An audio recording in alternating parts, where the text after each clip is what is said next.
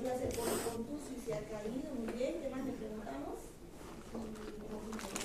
Si consume drogas, ese es un factor de riesgo muy importante, si es alcohólico, drogadicto. Comorbilidades, es diabético, ha tenido antecedentes de tuberculosis, bronquitis, es asmático, sería mayor riesgo, ¿cierto?, de enfermedad. ¿Qué más te vas a preguntar haciendo la anamnesis? Este es un paciente varón que lo encontraron inconsciente y llegó a la emergencia con esa saturación 76%, frecuencia respiratoria 32, cardíaca 106, hipotensos. ¿Qué más le preguntamos a sus familiares haciendo la anamnesis?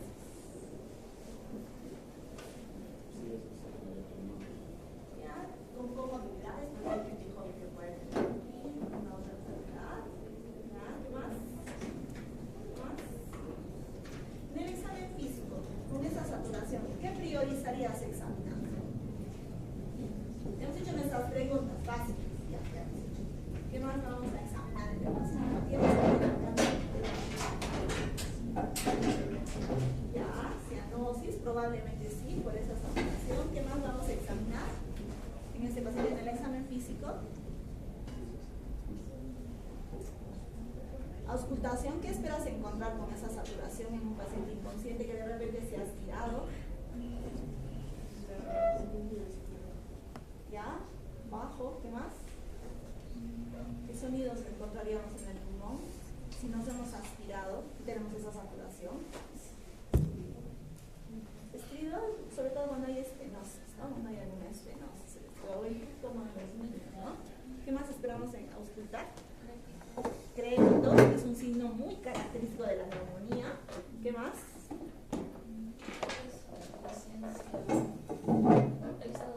Ya, si tiene antecedente de TEC o alguna caída o esto, tenemos que valorar la escala de Glasgow, ¿no? Para verificar si vamos a proteger o no la vía aérea. Muy bien, ¿qué más vamos a examinar en el examen físico? Hemos auscultado tórax, han dicho que hay crépitos, ¿qué más habría? De repente roncos, movilización de secreciones, de repente sibilantes, de repente murmullo disminuido o abolido. ¿Qué más vamos a encontrar? ¿Qué más quieres examinar en este paciente? Ya llegas, ya lo estás examinando. ¿Qué más? En tórax también podríamos ver vibraciones vocales aumentadas. Ya, siempre y cuando hable el paciente, no está inconsciente. ¿Qué más? ¿Qué más vamos a encontrar? ¿Qué quieres examinar en este paciente? Ya, algunos soplos. Entonces, pulmones, pero no nos quedamos en pulmones, nosotros tenemos que examinar también la parte neurológica, la parte cardiológica, la parte abdominal, porque tenemos que hacer un examen general. De repente está histérico, de repente tiene flebitis, de repente tiene celulitis, yo que sé, un examen general, ¿no? Entonces llega la emergencia y le piden una placa. ¿Qué exámenes le vamos a pedir? La radiografía, digamos. Ya vas a leer, doctor, la radiografía. ¿Qué te parece? ¿Qué lleva la radiografía? La radiografía. Esta es la placa. A ver, ¿qué te parece la placa? Tenemos que llevar esta correctamente tomada centrada. Ya. Está centrada, se puede ver la tráquea, está correctamente centrada, los espacios intercostales se ven contabilizados. Sin embargo, en el lado derecho nunca habría solo capacidad. Ya, ¿qué más? Cosa que el ángulo prismático no está con mucho en el lado izquierdo. Sí, muy penetrada, ¿no? Es la imagen, la calidad de la imagen. ¿Qué más? ¿Qué nos llama la atención en la parte del parénquima pulmonar? ¿Qué infiltrado le dieras? ¿Cómo lo lees? Es de infiltrado. Porque acá tenemos un infiltrado, ¿cierto? En la parte basal del infiltrado, ¿no? ¿Qué infiltrado es? ¿Nódulo? Ya. Por ahí hay algunos nódulos. ¿Qué más? ¿Qué infiltrado le diéramos? Patrón intersticial, doctor. No, intersticial sería lineales. Podría ser alvéolo nodular o alveolar confluente en la base derecha, o si ustedes dicen una radioopacidad heterogénea basal derecha, mucho más fino un infiltrado alvéolo nodular heterogéneo a predominio de base derecha. Como dice el doctor, no se visualizan los otros campos. Diagnóstico, paciente inconsciente, 56 años, desaturando, diagnósticos. No está obturado, no se nota bien, no se refiere Diagnóstico. Primer diagnóstico. Llega, tú eres interna. Neumonía basal derecha. Ya, neumonía basal derecha. Probable neumonía aspirativa. ¿Qué otro diagnóstico le ponemos a este paciente? Está saturando 76%, hipotenso, taquicárdico, taquipneico, inconsciente.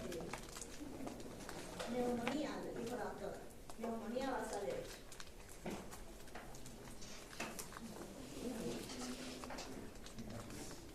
Otro diagnóstico.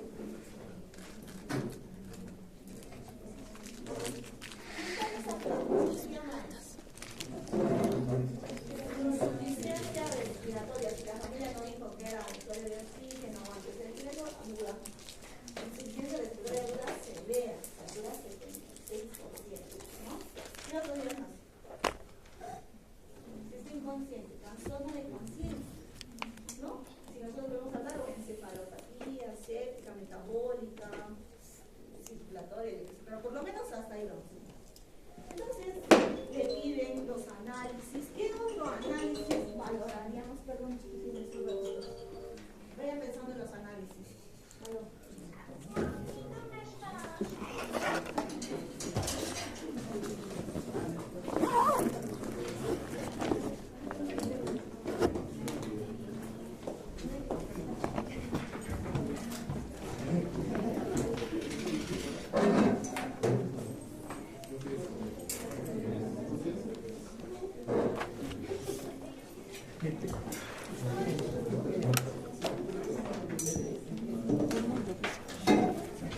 Código.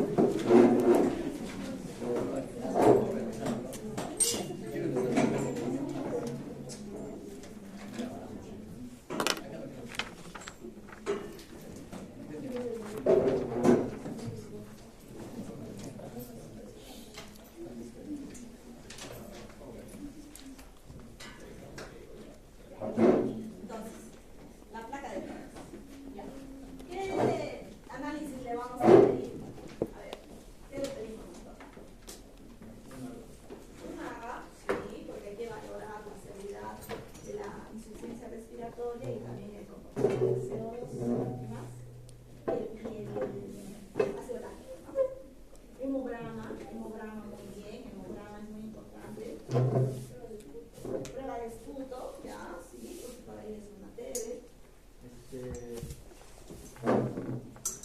La velocidad de sedimentación ahí es. Ya, muy bien, ¿qué más? Sí, si tenemos dudas o decir lo vamos en caso de que sea inconsciente por un TC, yo no tengo que estar ahí con una tomografía, pero. Sí, con los signos se ve, ya, de repente anisocoria, motor, o se cayó, cualquier no sé qué, el hepático, ¿qué más? ¿Qué más entra en la valoración de la severidad de la neumonía? ¿Qué otros análisis? El hemograma, el Diana, ¿qué más? Entonces, ¿qué severidad? Uria, hay que ver el boom y el perfil renal, porque si tiene falla renal ya cambia su score. Ya, dentro de la valoración hepática, ¿qué más? El paciente está inconsciente, más que todo para ver asmático, ¿no? Ahorita no, porque en la fase aguda de la neumonía ni va a poder, apenas está saturando todo. Un cultivo de esputo para gérmenes comunes, o el GRAM, que demora muchísimo, y el cultivo de esputo. ¿Qué más? ¿Qué más en los scores de severidad? Nuestros biomarcadores. ¿Cuáles son nuestros biomarcadores de severidad en neumonía? Procalcitonina, PCR, adrenomodulina, ¿no? Marcadores. ¿Qué más? ¿Qué más? Y ahí ya tenemos. Pues vamos a ver cómo va nuestra mejora.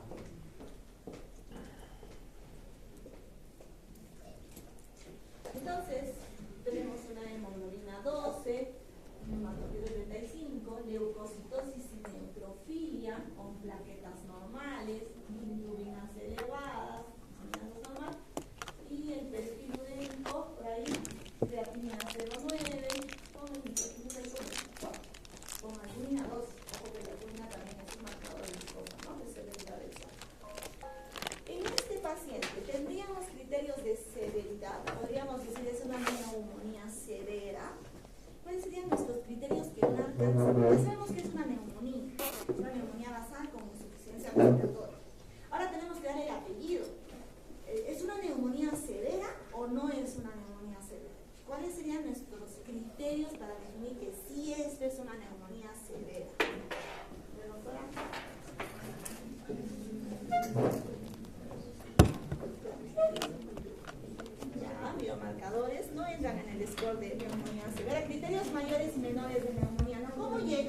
paciente tan severo que ustedes van a decir, este paciente se va a morir, o este paciente tiene que ir a la UCI.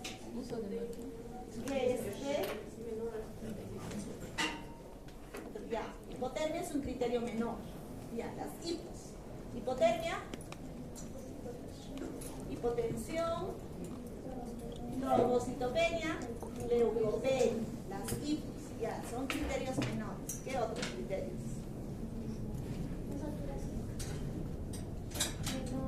El PAC menor de 250, es un corte de criterio menor. ¿Ya? ¿Qué otro criterio? ¿De acá? ¿Qué más nos da severidad de neumonía? Sí, que ustedes lo ven en la emergencia y tienen que mandarlo de una vez a la UCI corriendo. Frecuencia respiratoria mayor. ¿Ya? Frecuencia respiratoria es un criterio menor. Que requiera ventilador mecánico. Que requiera ventilador mecánico. Entonces el paciente satura 76, le pongo oxígeno con máscara de reservorio y sigue saturando 76, 78. Entonces este paciente que tiene una insuficiencia respiratoria refractaria al uso de oxígeno va a requerir ventilador mecánico, porque lo dicen los politirajes, los signos de agotamiento, el ácido láctico está subiendo, el CO2 se ha disparado, ya tiene mala mecánica respiratoria y el paciente va a requerir ventilación mecánica. Es un criterio mayor para neumonía severa. Muy bien, ¿qué otro criterio para neumonía severa, doctora, valoramos? ¿Qué otro criterio de neumonía severa? Ya es la insuficiencia respiratoria, la valoración de la insuficiencia respiratoria. Ojo que son solo 10 minutos de tardanza. Primer día de clase les permito, después ya no. PCR es un biomarcador para mortalidad futura. El PCO2 para ventilador mecánico. La urea, doctora. Urea creatinina, porque entra el boom como un criterio de neumonía, criterio menor de neumonía severa. Una presión por debajo de 90-60. El shock. Shock. El shock es un criterio. ¿Quién está hablando? El shock es un criterio de neumonía severa, es un criterio mayor. Son dos criterios mayores: ventilador mecánico y shock. Ese paciente se tiene que ir a la UCI, no interesa el resto de sus análisis. O tres criterios menores que ya lo han mencionado. ¿A qué se define shock, doctor, entonces? Depende del tipo. Ya, un shock circulatorio. ¿A qué se define shock? La presión parcial media menos de 60. Menos de 60 o una presión menos de 90-60 con reto de fluidos de 2 horas, que no remita tras el reto de fluidos, y necesitamos inotrópicos para mantener un PAN mayor a 60. Esa es la definición clásica del shock, ¿cierto? Doctora, ¿cualquier tipo de shock o un shock en específico? Es que el paciente puede estar en shock séptico, puede estar en shock hipovolémico, vomitó, no tomó, se deshidrató, o shock circulatorio si tiene además un infarto. Es bien difícil definir en ese momento cuál es el tipo de shock, pero si el paciente está en shock, tiene alarma por cualquier causa. La definición es: no podemos mantener la presión mayor de 90-60 con el resto de fluidos que hemos dado en las 2 primeras horas, entonces lo tenemos que llevar a los inotrópicos. El paciente inotrópico tiene que estar en. Ya, muy bien. ¿Cuánto se va a morir mi paciente? Entonces, ¿qué score utilizamos? Vamos por acá. ¿Qué score utilizas tú para saber cuánto? Ya sabemos que es una neumonía severa, lo voy a tener en ambiente común, lo voy a poner a hospitalización, o por último lo voy a mandar a su casa, o lo voy a mandar a UCI. Ahora tengo que saber y decirle a la familia, si se va a morir su paciente, o va a vivir. ¿Qué score vamos a usar? ¿Qué score de mortalidad? El CUR 65 es una escala de mortalidad. ¿Quién es Brenda? Brenda, mis plumones. ¿Hay plumones? ¿Qué significa la C del CUR? Conciencia, ¿no? Confusión. Ya. ¿Qué significa la U? Uria. ¿Qué significa la R?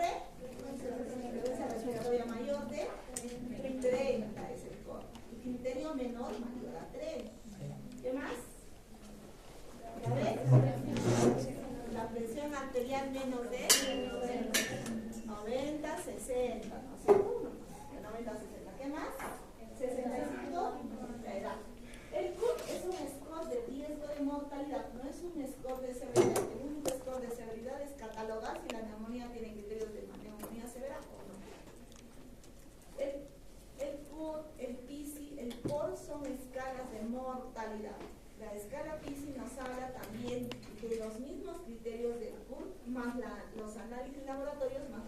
comorbilidad. Quiere decir que los pacientes que tienen más comorbilidad se nos van a morir más rápido. Los pacientes que tienen analíticamente peores valores se van a morir más rápido. ¿No es cierto? Entonces, si yo tengo un cursero, es un paciente que no es mayor de 65 años, no tiene confusión, no tiene... ¿Qué CURP tendría mi paciente? A ver, ¿alguien? Con la primera placa. A ver. C, conciencia inconsciente. Sí, un punto. La urea. Estaban acá los valores normales. ¿Qué más? La R, frecuencia respiratoria. 30, ya tiene 2 puntos. ¿Qué más? La presión arterial, que tiene 3 puntos. La edad no entra. Y bien, 3 puntos. ¿Cuánto va a morir mi paciente? ¿Cuánto es su riesgo de mortalidad? 14-15% de mortalidad en CURP 3. Se va a quedar hospitalizado en un área común con monitoreo. CURP 4-5 va a ir a la UCI y se va a morir el 30%, el 24%. Imagínense, 1 de cada 3 pacientes que entra a la UCI se va a morir sí o sí, porque así dicen las estadísticas. Ya sabemos que este paciente llegó a la emergencia, tiene CURP 3, lo vamos a hospitalizar con monitoreo. ¿Qué tratamiento le vamos a dar? A ver, ¿qué le vamos a dar? ¿Lo hospitalizamos? Sí, ¿no es cierto? Tiene CURP 3. ¿Qué tratamiento le vas a dar? Antibióticos. ¿Cuál? Ya, cefalosporina de tercera generación más.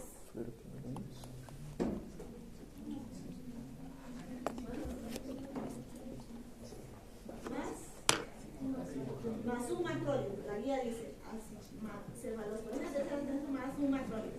Tiene el factor de riesgo de que la encontró inconsciente y por ahí el otro dijo, y si es ¿te le vas a cubrir? ¿Quién está votando conmigo? ¿Qué gérmenes vivían en la boca? ¿Gran positivos? ¿Gran negativos? Anaerobios. ¿Qué cobertura antibiótica le van a dar? Porque ya se triaxona cubre gran positivos, gran negativos, y los macrólidos gran positivos y atípicos. Nos toca cubrir anaerobios. ¿Qué antibiótico más? ¿Acitromicina? Clindamicina. Si soy alérgico a la clinda, los carbapenems. Los únicos medicamentos que cubren anaerobios y estamos seguros de que mi paciente se aspiró, le tengo que dar o carbapenem o clindamicina. No, antes dábamos cloramicol, ya no hay cloramicol en el mercado, ¿cierto?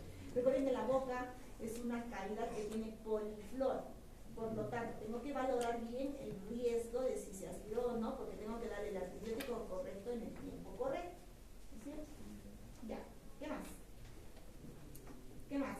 ¿Qué más le van a dar? Antibiótico, muy bien, ya, antibiótico. Solo será antibiótico, ¿qué más?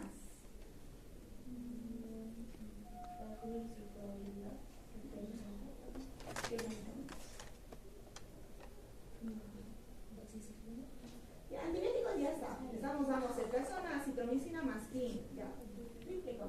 Como no tiene riesgo de un macrólido, le podemos dar incluso solo ceftriaxona quin, salvo tenga riesgos y atípicos. ¿Cuáles son los gérmenes atípicos?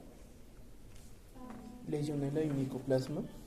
Legionela, Micoplasma. micoplasma y clamidia neumoniae, ¿no es cierto?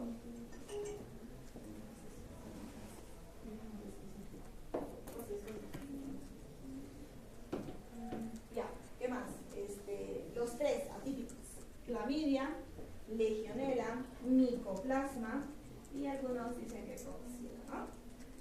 Este paciente no tiene riesgo de atípico, no es un preescolar, no trabaja en cruceros, en moteles, no trabaja en basureros, no sabemos todavía que tratar bien. ¿Qué cobertura, qué otro medicamento le damos?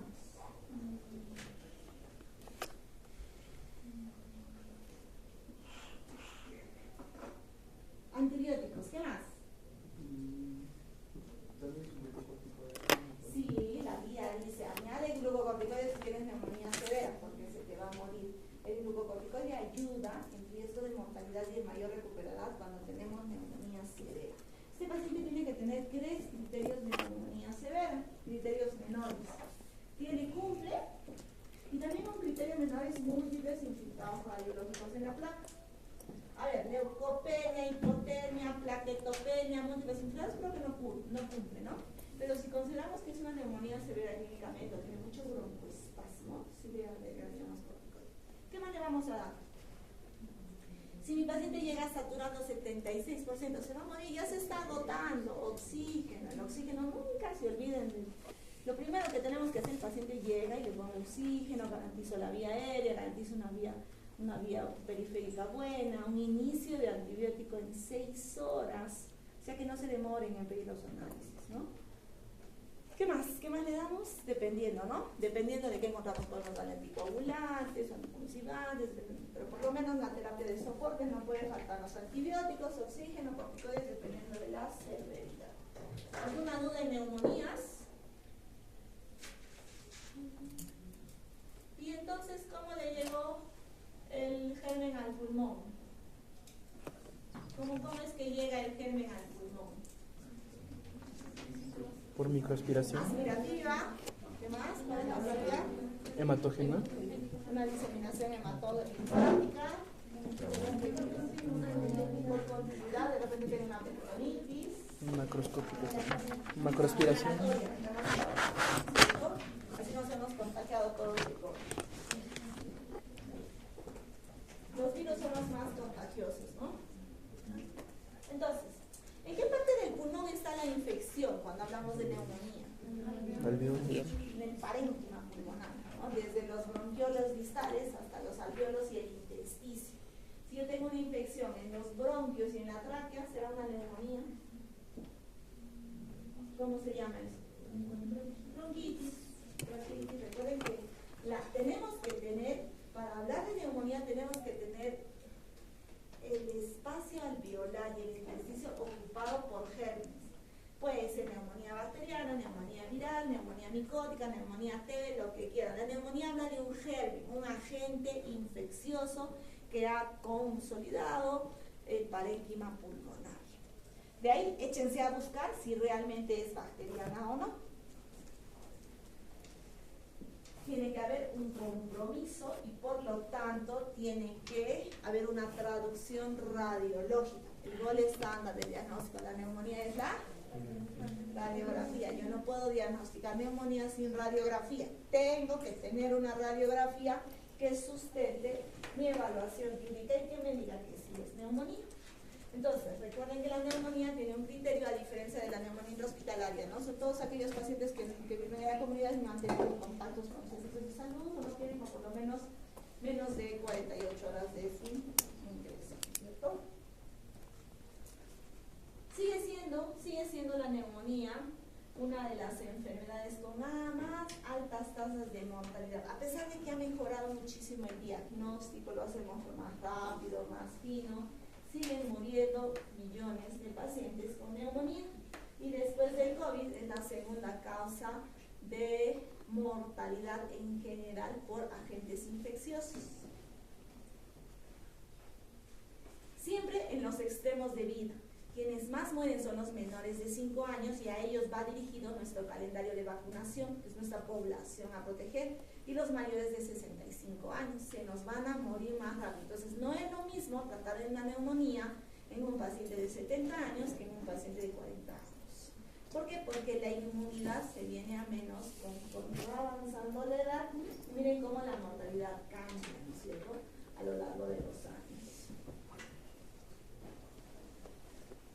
Es mucho más difícil tratar al paciente adulto mayor con neumonía, porque este paciente no solamente tiene una enfermedad, tiene mucha comorbilidad. Encima no hacen los signos típicos de neumonía. Los ancianos pueden tener solo confusión, solo desorientación, solo somnolencia y tener neumonía. Ellos tienen síntomas inespecíficos, a veces no hacen fiebre, no hacen tos, y es la clásica, el clásico término que decimos la neumonía silente del anciano, no suena, no ronca, no crepita, pero, no, o sea, no crepita a los oídos del familiar, no, pero si mi familiar no tiene tos, ¿cómo va a tener neumonía? Pero el abuelito tiene neumonía, a pesar de que no hace bullying. Entonces, es más difícil hacer los síntomas que presentan son inespecíficos, es más difícil hacer evaluación porque a veces viene con falla cardíaca, La falla cardíaca también da crépitos, a veces da sibilantes o tienen fibrosis pulmonar y no podemos diferenciar si son crépitos de la fibrosis o son crépitos de la neumonía. Como el paciente no expresa, no habla, no sabemos qué tiene, señor, ¿qué más le duele? ¿Qué tienes? Así, o sea, no se conecta con la realidad, es mucho más difícil saber. Él no nos dice, tengo tos, tengo expectoración purulenta, tengo dolor, tengo disnea, me oprime el pecho, que no puedo respirar. Él no nos dice eso. Es mucho más difícil comunicarnos con el paciente. Y las comodidades que tiene, todo eso va a retrasar el diagnóstico, es más difícil ser más invasivos en los pacientes, la comodidad, y al final nuestra mortalidad se dispara en los abuelitos. Y lo más penoso de todo es que si tenemos un gran riesgo de pacientes que van a entrar a la UCI con altas tasas de mortalidad. Los pacientes que van a entrar a la UCI tienen entre 25 a 30% de riesgo de mortalidad. Es altísima la mortalidad en la UCI. Y no solamente queda ahí, porque el paciente sale de alta, se va a la casa, pero tenemos mortalidad a los 30 días y sobre todo mortalidad al año.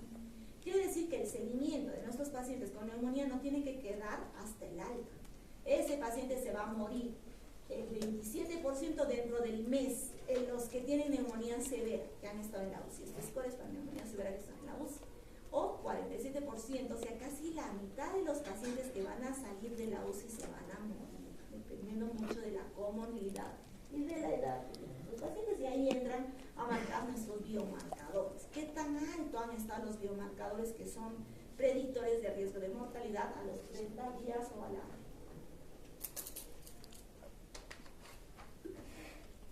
Recuerden que los gérmenes llegan, ya lo dijeron, hematógenas por continuidad, la inhalación. ¿Cuánto tiene que medir una bacteria para llegar a la vía aérea inferior, al alveolo? ¿Cuál es el tamaño ideal? Porque los virus se infectan más, llegan más rápido, se pegan al alveolo y es más fácil contagiarnos y hacer una epidemia de influenza que de bacterias. Por el tamaño. ¿Cuánto mide? De 1 a 5 micras, ¿no? Menos de 10 micras tienen que medir para llegar a ser alveolo distal, y además tienen que tener un receptor. La mayoría de los virus tienen un tipo de receptor que comparten con las células, con los receptores de las células, que no lo hacen mucho. El peso molecular de las bacterias hace que nosotros lo depuremos más rápido con el movimiento mucociliar que el mucus que tenemos, ya que tenemos una vía de defensa en todo nuestro muco, ¿no?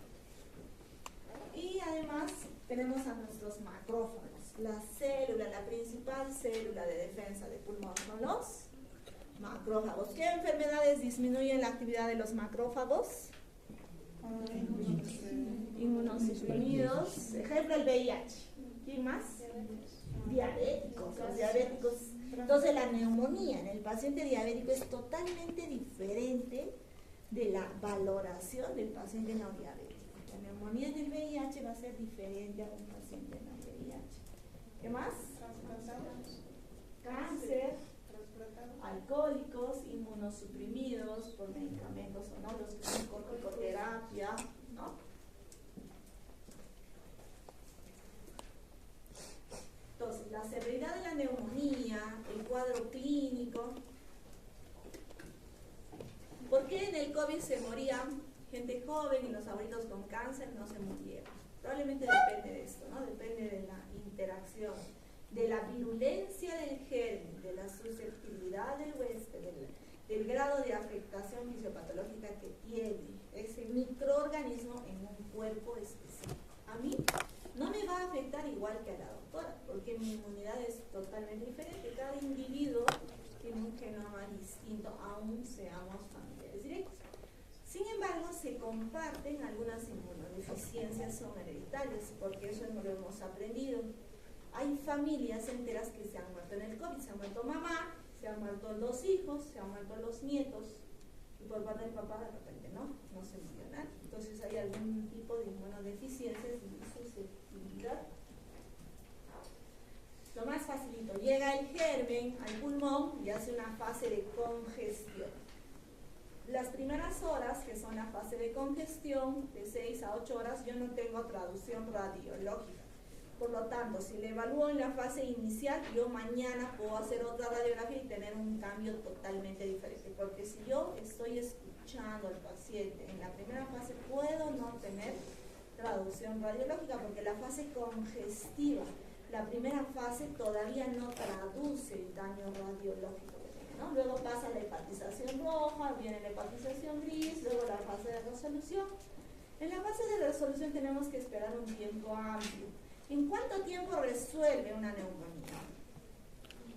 5 a 7. Para hacerle una placa control y decirle, sí señor, la neumonía le va a dar una secuela o no. Después de 6 semanas. Fuerte, doctor, yo soy sorda.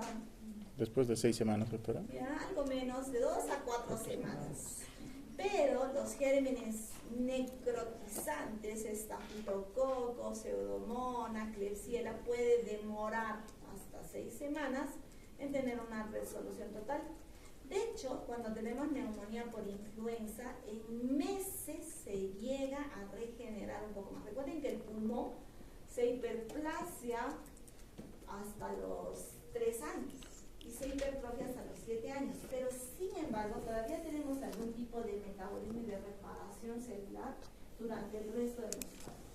Y eso lo hemos aprendido con las epidemias de neumonías virales, donde a veces catalogábamos como fibrosis y el paciente no tenía fibrosis, el paciente a los meses, a los 6 meses, 9 meses al año, llegan a recuperar algo más el parénquima pulmonar con mejoría de la función del intercambio respiratorio. Entonces, ese tiempo resolutivo va a depender del germen y de cuánta afectación. Entonces, a veces no es tan fácil valorar qué secuela me da en un tiempo corto. Es mejor esperar por lo menos unos meses, ¿no?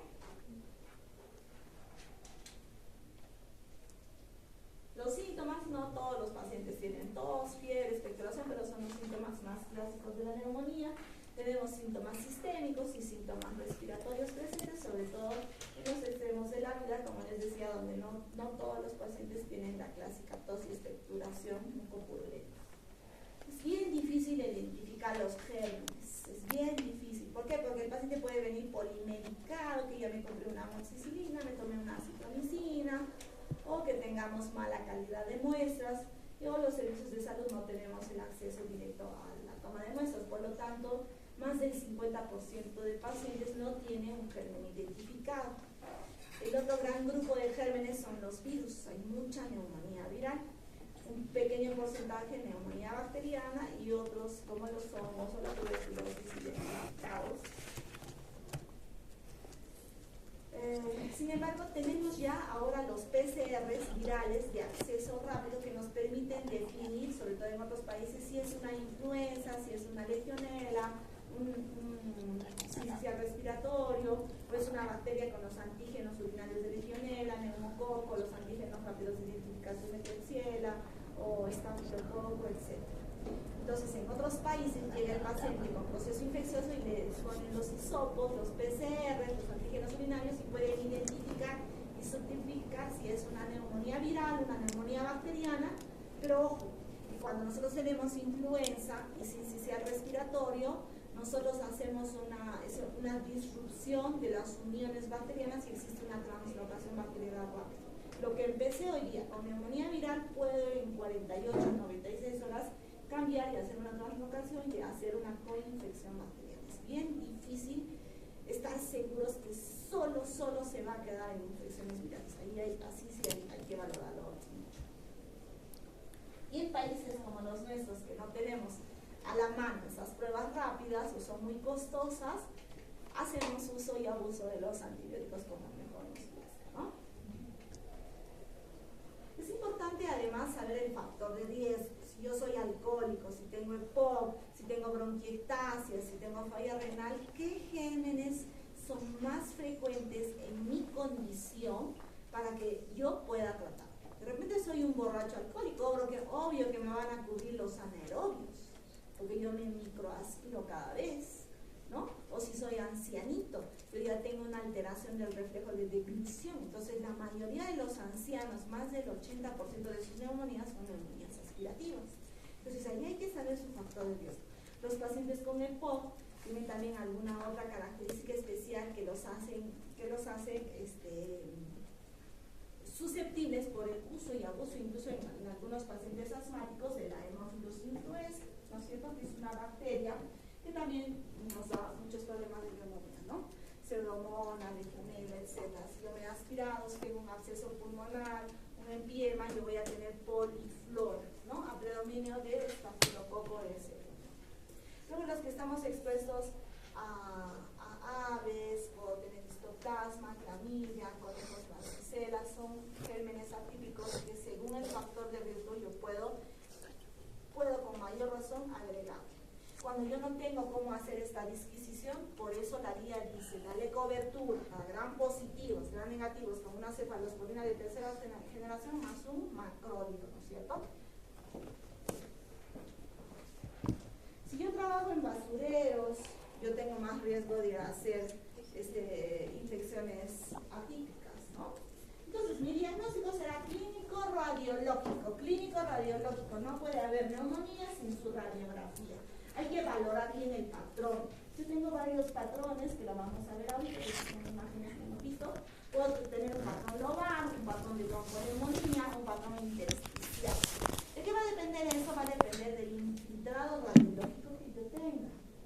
Si yo tengo una consolidación lobar, voy a tener un gran compromiso de una radiocapacidad con el programa aéreo en un solo lado, o puedo tener una bronconeumonía con múltiples infiltrados. Cuando se dice bronconeumonía, hay parches de infiltrados diseminados por bronquios, por lo tanto están difusos en los dos pulmones. Y la neumonía intersticial, muy característico de los gérmenes atípicos, donde solo los infiltrados son reticulares o lineales, ¿no? Estos ejemplos que ustedes lo van a leer. Algunas neumonías necrotizan, los gérmenes necrotizantes más severos. Cualquier germen puede necrotizar, incluso el estreptococo. Pero los que más daño hacen y producen neumatoceles son el estafilococo, Klebsiella y Pseudomonas, que son los gérmenes más agresivos para nosotros, ¿no? Lo de las neumonías necrotizantes. Y aquí están los biomarcadores.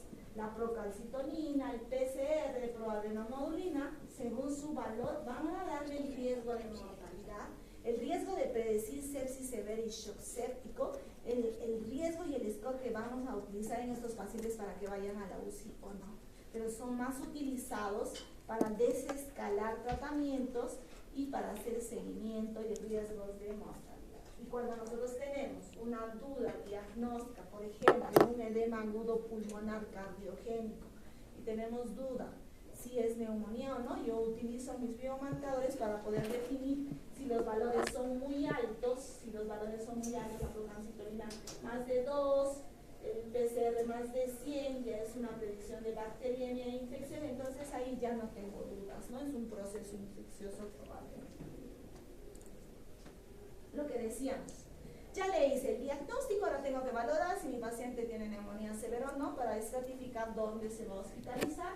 Criterios mayores shock séptico, requerimiento de ventilador mecánico, y criterios menores, la frecuencia respiratoria mayor de 30, el PAFI menos de 250, infiltrados modulares, confusión, la uremia, leucopenia, trombocitopenia, hipotermia, hipotensión. Dentro de los criterios menores, 3 criterios menores a un criterio mayor catalogan al paciente como neumonía severa y ese paciente tiene que ir a la UCI con un riesgo de mortalidad del 30%.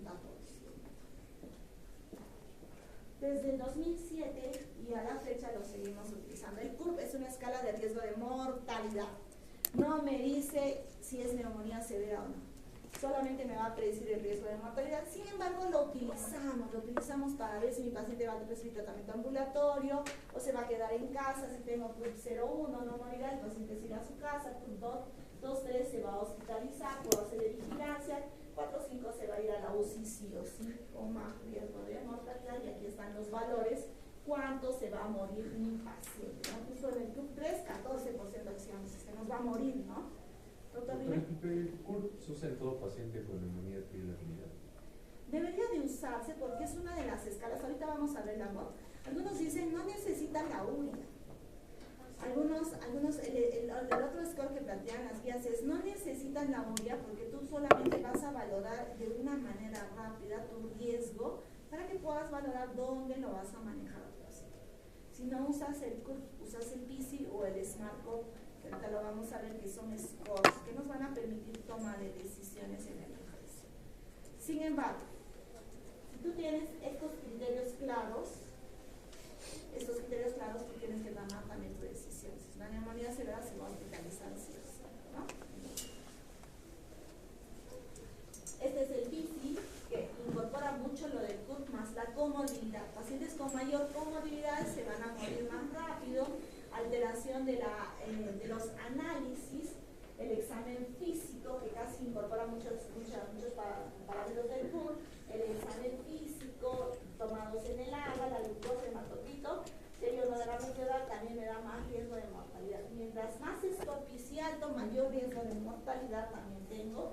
Y también me va a ayudar a definir si voy a tener un tratamiento ambulatorio, hospitalizado en sala común o hospitalizado en UCI. Otra escala muy utilizada es el SmartCop, que también nos define si es que mi paciente va a ir a la UCI o no, o si le voy a dar un tratamiento. Son escalas que utilizan. Recuerden que tenemos el QIT-SOFA, que son valores, scores de funcionalidad y severidad del paciente, pero no en neumonía, sino en enfermedad sistémica general. Pero estas son scores específicos para criterios de severidad en el caso de procesos infecciosos. Igualito. El SmartCop es un acrónimo: presión arterial, compromiso multilobar, albúmina, frecuencia respiratoria, taquicardia, confusión, necesidad de oxígeno y pH arterial. Entonces nosotros vamos a hacer una evaluación acá con el AGO un poco más completa para valorar el riesgo que tiene mi paciente. Cualquiera de las escalas podemos utilizar dentro de una valoración de un paciente que viene con neumonía. Y dentro de las guías de tratamiento, entonces ahora vamos a brindar el tratamiento. Si mi paciente no tiene comorbilidad, se verá a su casa. Por ejemplo, paciente de 20 años que cogió la lluvia, viene con neumonía lobar, sin compromiso oxigenatorio, no tiene compromiso hemodinámico, ¿qué tratamiento le van a dar? Amoxicilina. La guía dice 1 gramo cada 8 horas, puede ser de 3 a 5 días. Entonces, hoy por hoy las penicilinas se siguen utilizando, tiempos más cortos a mayor dosis. Ya no le damos 500 cada 8, sino 1 gramo cada 8, el menor tiempo posible, y lo valoramos en base a nuestros criterios de estabilidad clínica. El paciente se va a ir a casa. Si el paciente está estable, muy estable, y solo tiene una comorbilidad que no sea de inmunosupresión severa, podría irse a la casa y darle amoxicilina con ácido clavulánico. Y aún yo tenga una coinfección viral, como les decía, es muy difícil estar seguros que solo se va a quedar con influenza o con una afectación viral. Entonces es mejor darle amoxiclavulánico también a los pacientes. O si tenemos riesgos de hacer infecciones atípicas, solamente considerar macrolidos en aquel paciente que está estable, no tiene comorbilidades, y lo vamos a mandar a la casa, y probablemente sus scores del PISI, del CURP, del SmartCop sea cero, ¿no? En aquellos pacientes que tienen neumonía no severa, en pacientes adultos, pero que tienen alguna comorbilidad, pero que no es severa, como les decía, podríamos valorarle, darle solamente cefalosporina. Claro que podemos dar. En el anterior, las quinolonas es una alternativa, ¿no? Si lo retrocedemos. Levofloxacino es una alternativa, solamente si tenemos una alergia a los beta-lactámicos o una cefalosporina de tercera generación, siguen siendo buenas alternativas. Los pacientes que tienen comorbilidades pero que están sumamente estables, yo puedo valorar, darles también una penicilina con ácido clavulánico y reevaluarlos a las 72 horas y estar seguros. Sería muchísimo mejor valorar la evolución de acuerdo a mi antibiograma, a mi cultivo o a mi resultado de PCRs, ¿no? Si tengo cualquier riesgo o identificado mi germen, hay antígenos urinarios de Legionella, antígenos para micoplasma, yo puedo hacer un PCR para los atípicos e identificarlos y darles simplemente macrolidos. Pero si mi paciente se va a hospitalizar, pero no tiene neumonía severa y aún tenga neumonía severa, se va a ir a la UCI con el atópico, yo le voy a dar una cefalosporina de tercera generación más una macro. Como alternativa el levofloxacino. Yo puedo dar el levofloxacino vía oral o levofloxacino endovenoso. Si no tengo levofloxacino, puedo darle moxifloxacino, gatifloxacino, cualquier fluoroquinolona respiratoria. El ciprofloxacino no es una fluoroquinolona respiratoria. Por lo tanto, no entra en ninguna de las guías del tratamiento de neumonía.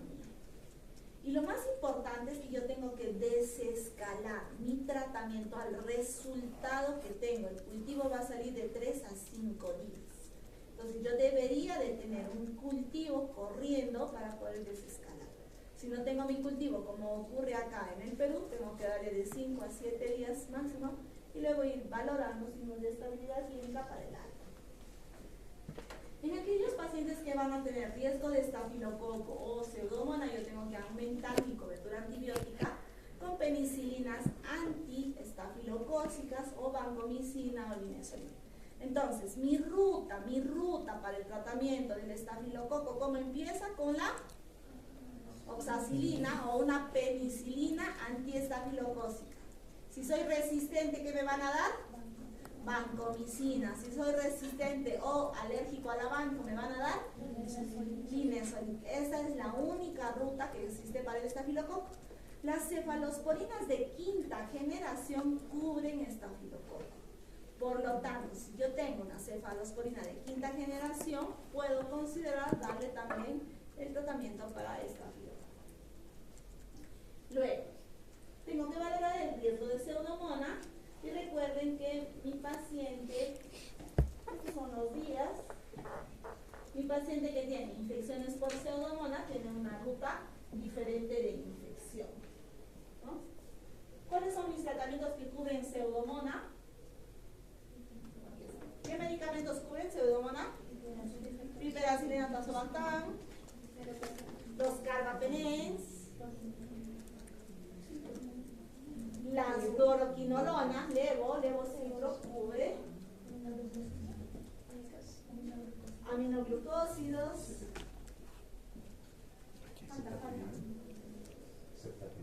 ceftazidima y cefepime, tercera y cuarta generación. ¿Qué más faltan? Racional, ¿no? Racional también cubre, ¿no? Entonces, carbapenén, hiperacilina, fluoroquinolonas, aminoglucósidos, accional, cefalosporinas de cuarta generación, quinta generación y ceftazidima, que es de tercera generación, cubre. Entonces tenemos amplia gama de medicamentos para tratar pseudomonas. ¿Qué dice la guía de pseudomonas? Si yo identifico pseudomonas, necesito 2 medicamentos en un tiempo de 14 a 21 días. Es un germen agresivo que necesita más tiempo de tratamiento. Identificar los factores de riesgo para MARS y para pseudomonas es muy importante saber. Señor, ¿usted ha estado hospitalizado los últimos 90 días? ¿Usted ha recibido antibiótico por dolor de muela o infección urinaria, una celulitis, etcétera? Cualquier medicamento hace 90 días. Tiene comorbilidades, por ejemplo el EPOC, por ejemplo bronquiectasias, usuario de los servicios de salud, de repente es un pie diabético, de repente es un nefrópata que se está dializando, yo tengo riesgo de hacer infecciones resistentes. Mis complicaciones en neumonía son todo lo que le hace daño al parénquima pulmonar, puede necrosar, puede abscedarse, puede haber sepsis, inflamación vascular, cavitaciones en pie, magnesia respiratoria, etcétera, etcétera. Y al final tener como secuela una fibrosis o una neumonía organizada, ¿no? Permanente. Es muy importante valorar. Si mi paciente no responde a las 72 horas, tengo que hacer control radiológico, control de hemograma, control de PCR. Si tengo proadrenomedulina o todos de los biomarcadores, tengo que tomarle la temperatura, ver su frecuencia cardíaca, su frecuencia respiratoria. Si todo remitió, yo desescalo mi tratamiento y le suspendo o le cambio rápidamente la vía para que se pueda ir de la casa. En Cusco es diferente, porque en Cusco la insuficiencia respiratoria es un patrón muy importante. Los pacientes que hacen neumonía cursan con insuficiencia de difícil recuperación, la oxigenación, a diferencia de vivir en Lima, donde tenemos mejor biodisponibilidad de oxígeno. Si no responde, de repente no es neumonía, de repente es un germen resistente, de repente es una coinfección con virus, con bacterias, con tuberculosis, de repente es un cáncer, de repente es una neumonía organizada y nunca va a resolver. Entonces ahí sí tenemos que valorar qué le pasó a nuestro paciente que no respondió. Decíamos que el derrame paraneumónico es una de las causas más frecuentes, es una de las complicaciones más frecuentes de la neumonía junto con la insuficiencia respiratoria. Valorar la estabilidad clínica a las 72 horas con los parámetros clínicos y a veces laboratoriales. Bien, ¿alguna pregunta? Ahora, neumonía, ya que hemos practicado, ¿alguna duda? Está facilito, ¿no? De neumonía quiero que ustedes valoren qué riesgo tiene mi paciente, cómo lo encuentro, qué score de severidad voy a aplicar, el único score de criterios mayores y menores que tienen que saber. ¿Cuánto va a morir mi paciente? ¿Dónde lo voy a hospitalizar? ¿Y qué tratamiento le voy a dar? ¿No? Y los diagnósticos los voy a hacer con mi radiografía, ¿no? ¿Alguna duda? Neumonía es sencillito, ¿no? Todo lo que se ve blanco en el pulmón es neumonía. De ahí echemos a ver si es neumonía micótica, viral, bacteriana. Puede ser cáncer, sí. Puede ser un cáncer abscedado, puede ser un cáncer infectado, sí. Puede ser coinfecciones, sí. Entonces ahí hay que valorar mucho. Señora, ¿ha cambiado el color de flema? Yo siempre tengo tos, pero desde ayer tengo más tos y tengo flema más amarilla, o achocolatada, henumbrosa, purulenta, etcétera, etcétera. Que no lo tenía. Eso se llaman criterios de Antonisen para valorar el cambio de coloración de la flema y ver si está infectado o no el paciente. ¿Ya? Bien, chicos, descansen 5 minutos. Para la siguiente.